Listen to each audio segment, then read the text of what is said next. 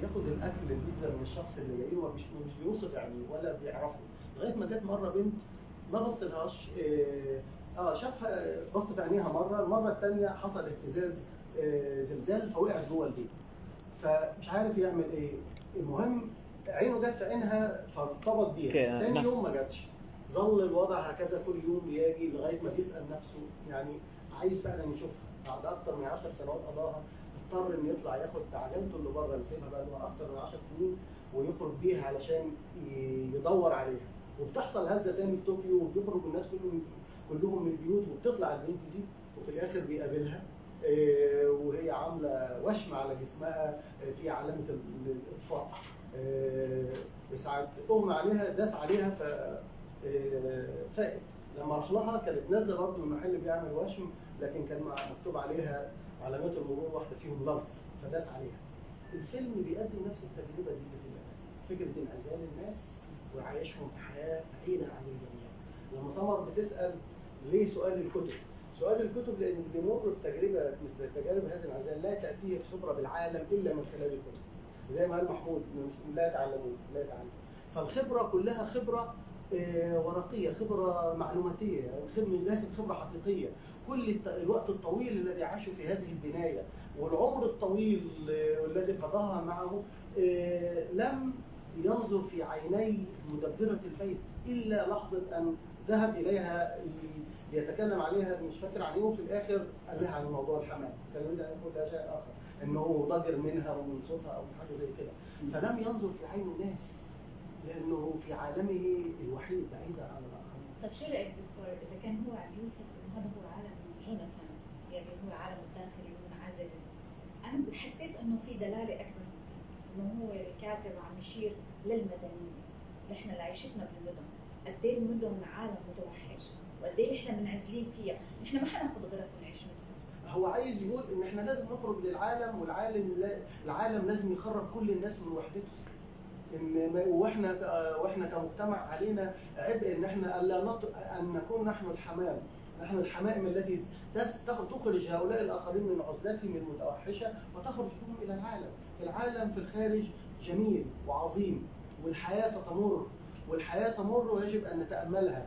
يعني فكره انه يكون حارس طبعا مبررات منطقيه، ليس عنده تعليم فيكون عنده وظيفه بسيطه وكذا، انما في النهايه ماذا كانت وظيفته؟ كانت وظيفته حارس امن. فكره الربط بقى بالهول، وبالهول عنده السؤال، هو واقف او الهول واقف على باب المدينه، على باب طيبه يسمح للناس بالدخول، بيسالهم سؤال في الاسطوره المشهوره، بيسالهم سؤال: ايه هو الكائن الذي في الصباح يسير على 4 وفي الظهر على 2 وفي المساء على 3؟ فهو الانسان. الانسان في علاقته بالمصير. ماذا السؤال الانساني، مصيرنا الانساني، هو ده سؤال ابو الهول، والسؤال المرتبط بالدخول الى العالم، دخول لطيبه، يا اما ان اظل في الخارج بعيدا عن المدينه، بعيدا عن الحياه. هو ايضا واقف قدام بنك، ولما بيقول يرسم صورته الاخرين بانه هو واقف انه يكون ابو الهول، لما يتامل الناس زي ما بيقولوا تجاربهم، لا ده هو بيتامل مصيرهم وحياتهم، ولازم يتامل مصيره وحياته كمان. احنا ما ينفعش ان نتجاوز عن رمزيه ابو الهول في الاشاره فقط لمجرد انه صامت وساكت، لا لابد ان احنا نرجع باشارتها التراثيه كمان للسؤال الاكبر المرتبط بالدخول بين عالمين وبالسؤال المرتبط بمصير الانسان. عندي سؤال ما بعرف اذا مين ممكن يجاوب عليه، كان بيقول انك تستطيع ان تقتل انسانا بحجه الدفاع عن النفس، ولكن ان تقتل حمامه هذا الموضوع متوحش. شو كان بيقصد؟ عيدي اذا شفتي؟ انك تستطيع ان تقتل انسانا بحجه الدفاع عن النفس، هو معه مسدس، هو حارس، بامكانه يقتل، يقول انا دفعت عن نفسي بسبب، لكن ان يقتل حمامه، مو فكر يقتلها، ان يقتل حمامه فهذا ممنوع وتوحش. هو بيقول لا يستطيع قتل الحمامه، لن يسمح له احد بذلك، ده المعيار بتاعه باعتباره حارس امن، ليس من وظيفته قتل الحمام، وشخصيه مستقله. ليش بيعتبر قتل الحمام؟ ليه الناس هتستهجن منه بيئة الحمامة. انما هو يستطيع ان يقتل انسان، ليه؟ لان في القانون يستطيع ان يقتل انسان دفاعا عن النفس، لكن لا يوجد مبرر يسمح له ان ولكن الفيصل عندنا هنا لن يسمح له احد بذلك. هي دي ان هو مش شخصيه مستقله يستطيع. ما انا هو كان يقدر يقول استطيع ان اقتل الحمامه، فايه العذر بتاعك؟ بتخوفني، تخيفني، تمثل لي رمزا للفوضى، ارى انها مريضه، ربما يفتعل اي افتعال اخر، ولكن لن يسمح له احد بذلك. هي التوحش المدنيه، هذا توحش من حق اي قارئ انه هيشوف النص زي ما هو عايز طبعا. هي احنا خلينا نرجع هالنقطه بالذات، خلينا نشوف المشهد في الاساس، لان المشهد صراحه كان عظيم، يعني مشهد متسلسل، المشهد بحد ذاته. مشهد اول ما ظهرت يعني الحمامه، يعني الحمامه اول شيء ما ظهرت نقول خوف، كان في خوف يعني في اللحظه الاولى. لما صار هذا الخوف بدات افكار تتداعى حول هذا الخوف، كيف شكله؟ كيف بيكون الخوف؟ كيف بيتصور؟ انعكاس على نفس وجود الحمامه بحد ذاتها داخل المنزل. انتقلنا بعدين الى نقطه انه هي لو دخلت عندي الغرفه تصير مرض، تطورت الى انه ممكن يصيب لنا مرض. فطور اصلا الكاتب الفكره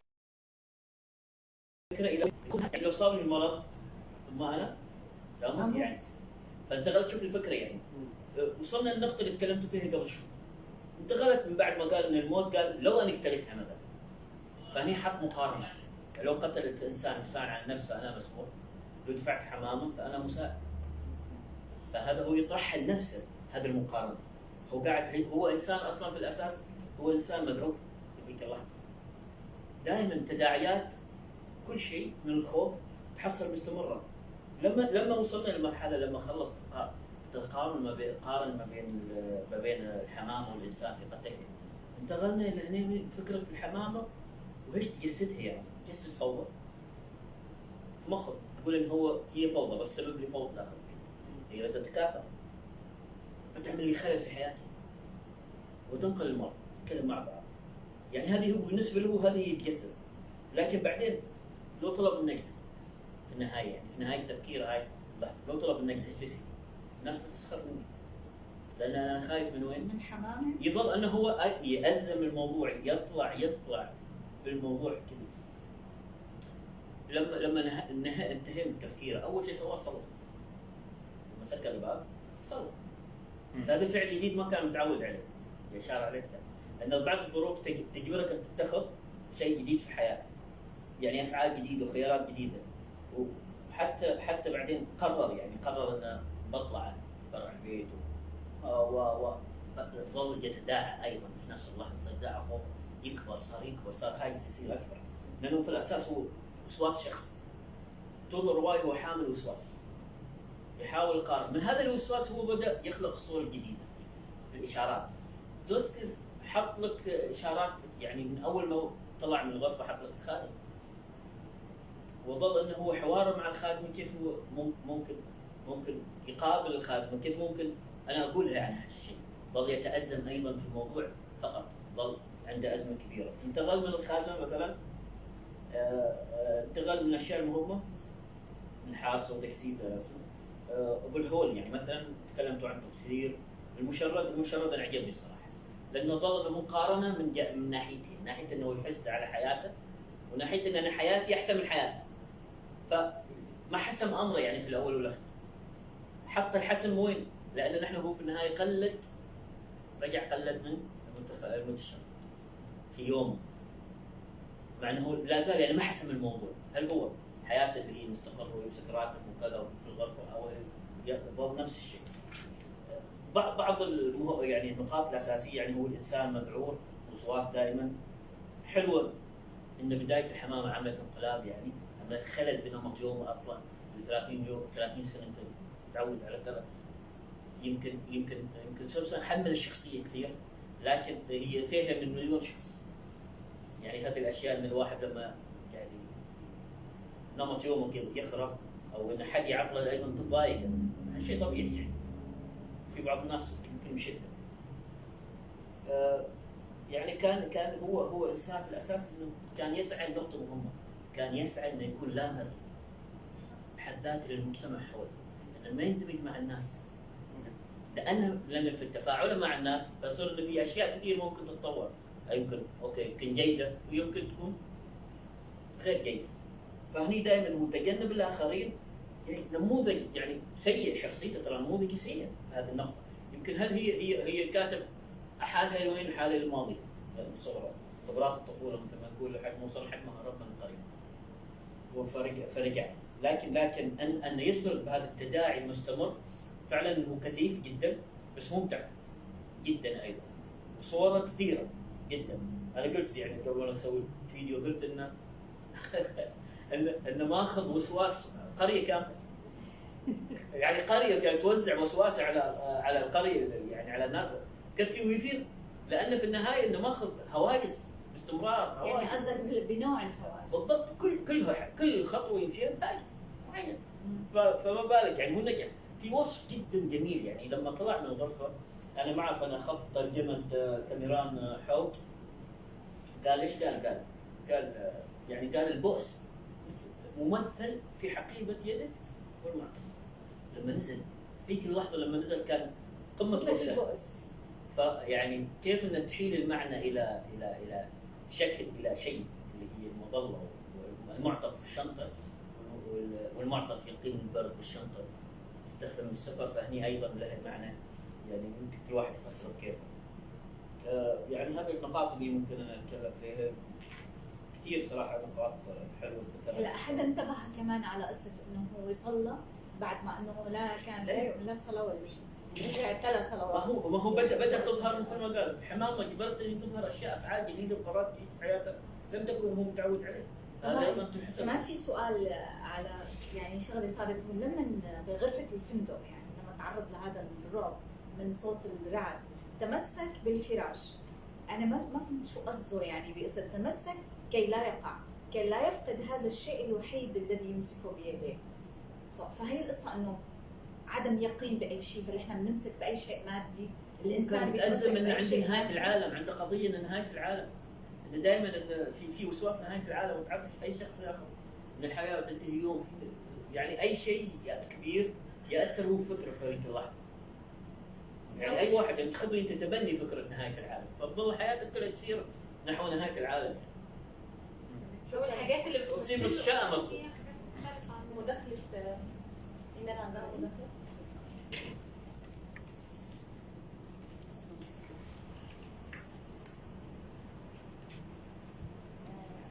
أول شيء شكرا على الاختيار أستاذة.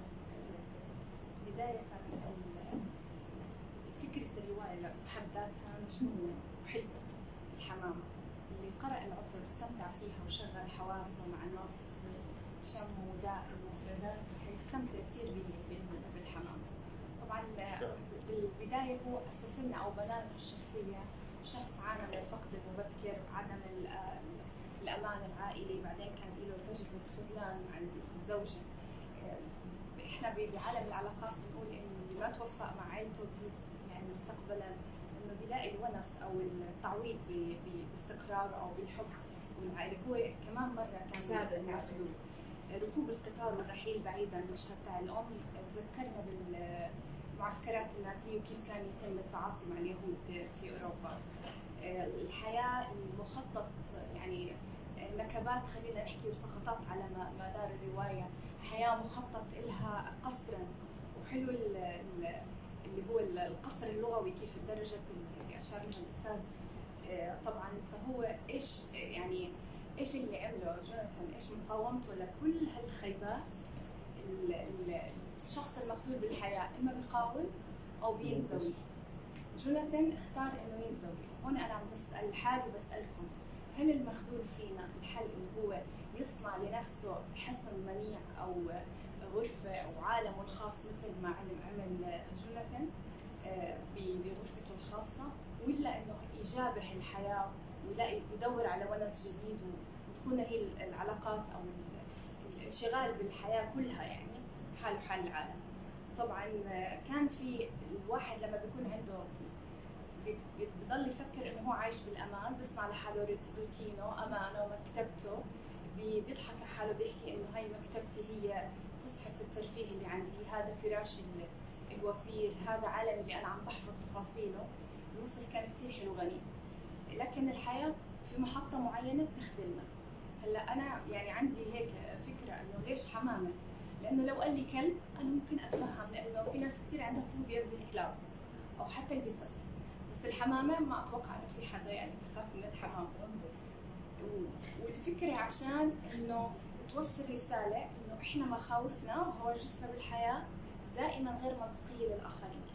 أنا لو قلت لكم أنا بخاف من المي بالأرض بعد المطر حتضحكوا علي، إنه شيء مش منطقي. أنا بخاف من الظلام، ممكن تقولوا لا منطقي لأنه في سابقة أو هذا إشي منطقي. إنه القطط منطقي، القطط الكلاب منطقي، بس إنه حمامة ساكنة واقفة بمكانها رمز السلام. والنقطة اللي قالها الدكتور الاجتماع، إنه هو عم بيشوف بعيونه كل شيء مشتت. هاي الحمامة بتكون أفضل منه، بتعمل عالم ومجتمع وبتبني عش ويكون حواليه حياة. فهذا يعني هو مش ناقصه، هيك بيقول بباله إنه أنا كمان يعني مش ناقصني اللي عم بيصير. هلا تفاقمت الصدمة. كان هون جوناثان ايش السيناريو اللي انا عم بقرا قلت هلا حيطلع حدا بحياته لازم يطلع فيه شويه طبطبه بالدنيا، يعني مش حتكون الحياه بهالقصف، لانه في حاجه للتواصل والتعبير عن مخاوفنا. ضل يقاوم لحد ما حكى مع مديرة المبنى. اذا لاحظتوا اللغه شعوره لما حكى معها بلش انه يستلطفها، وجد انه الناس مش مثل ما هو كان خايف منهم. اذا احنا لما بضل مخاوفنا، لما نبلش نتواصل مع البشر اللي مثلنا بنلاقي انه لا والله تتغير الموضوع مختلف. روايه كثير لطيفه. الخاتمه شوي يعني خلينا نحكي مش خذلتني، ضليت اتساءل طيب الناس اللي مخذوله واللي بتختار خيار الانزواء، هل هو هذا الخيار يعني لو ما طلعت الحمامه بحياه جوناثان كان يعني عمش عادي، بضل الشيء الوحيد بنكد عليه بحياته اللي هو مشاركة الناس التواليت وخلصنا. طيب لو احنا جربنا نرسم سيناريو افضل لجوناثان، ايش اراء؟ ايش بيطلع معكم؟ هلا هي الروايه النهايه المفتوحه مش مفتوحه كثير بس دائما الكاتب المبدع بيترك لك اياها انت وارسمي بقى سيناريوهات. بالنهايه رجع لغرفته بده يرجع زي ما كان قبل، مش عارفين. هي لازم تمضي النهايه الطبيعيه انه هو بيرجع، لانه هو قصته هو شخص منعزل، هو بيعمل ديستنس بينه وبين الناس، لانه هو عنده ايه ديستنس؟ ايه ديستنس؟ يعني مسافه بينه وبين الناس. لا مش عارفها والله. انت قريت الروايه؟ زين قول رايك، يلا نسمع راي سعد. بس بدي بس ملاحظه صغيره بس قبل سلمى بلشت قالت انه هي روايه رمزيه، بس انا بختلف معك، بشوفها كثير واقعيه وهي فلسفيه نفسيه. هو بده يشرح لنا الموضوع الخذلان والفقد والتواصل مع الناس والانزواء، فاعطانا روايه واقعيه وشرحها بمثال هي نفسيا فلسفيه كثيره. هو لم يعد كما كان، لانه لما رجع لغرفته بدا يشم رائحه القهوه التعجيريه اللي ما كانش بيشمها طول عمره قبل كده. بدا يشوف المجتمع شمها قبل كده. شمها بس ايوه استمتع. لا هو الكلام انه يراها كانه يعني لم يشمها من قبل. هنا المساله ان نحن ان لم تساعدنا حمامه على الخروج من عالمنا علينا ان نساعد انفسنا. انما لابد ان نعرف ان هناك طريق ربما يبدا من الذات، لكن الوعي هو الوعي بالمشكله والوعي بما حولنا هو الطريق، سواء كان محرك من الخارج او من الداخل. طيب هو بس محمود ديستنس هو لما لا انت بتقول رايك خلصتي؟